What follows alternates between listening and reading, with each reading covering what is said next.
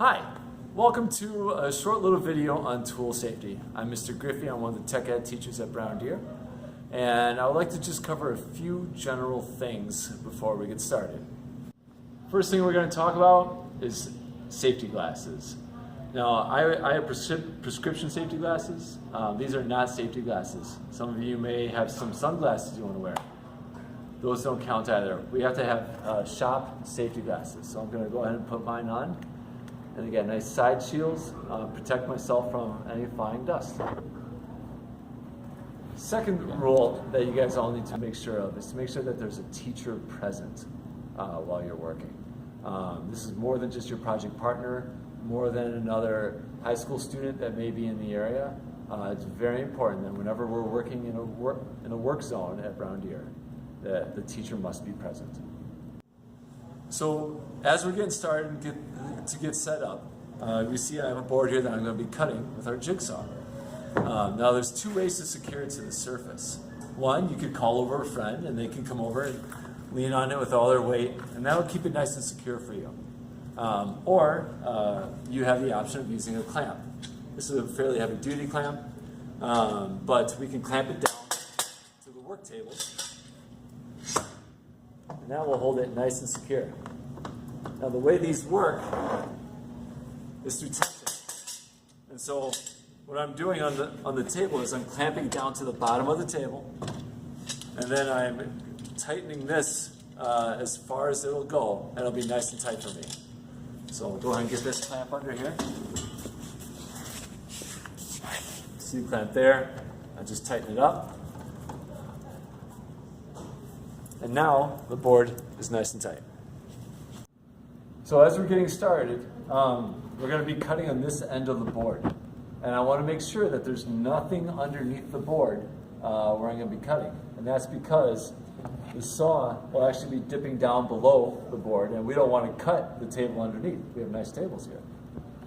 So first thing I'm going to do is going to mark my line. We're going to use our tape measure. You could use a ruler. We're going to go ahead and make a mark. We're going to cut it right here at 3 inches. And then what we really like to do here is to make sure that our cuts are nice and straight. So this is called a speed square.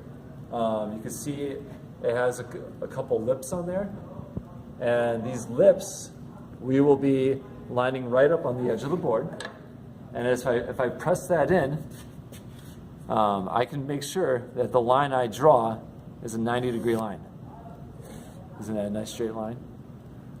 Now, as we get going to make our cut, we're actually going to go ahead and use the speed square again to use it as a guide. So I'm going to put my saw right up on that line. I'm going to slide my speed square right up to it. Hold that in place. You can use another clamp. This is called a spring clamp. And that will hold it right there, and now that's not going anywhere. And now you're ready to make your cut. So this is the jigsaw, or a similar jigsaw to what you'll be using. There's actually two handles on here. One, it looks like you would assume to be the trigger handle, and two, there's a spot for you to put your hands up here. You want to keep two hands on the tool at all times. That makes sure that we have the most control over what we're doing. So when we're using any tool, we want to make sure that the business end of the tool, the blade, is always going away from ourselves. And so I'm not going to be cutting back towards myself. I'm going to be back here behind the blade with two hands on the tool and going away from myself. The other thing that we want to be very careful about is our power cord. I'm going to go ahead and plug it in now.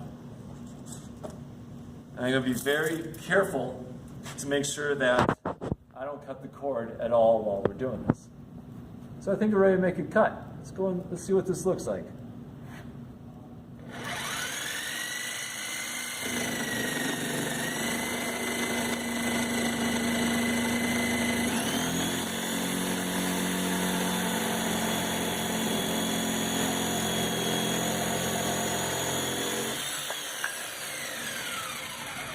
So you saw as I finished the cut, the small piece of wood dropped off to the ground.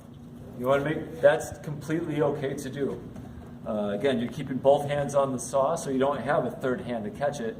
And plus, You don't want to put your hand where you can't see it underneath the wood. So when you're all done working, it's time to clean up. And so look around the ground, you probably made some sawdust. And you can just sweep it right up. We always want to leave the work area better than we found it. If you have any issues while you're working at all, if the tool isn't working right, you're unsure about what's going on, please report those issues to your teacher immediately. It's very important. Stay safe and have some fun while you're working with the tools.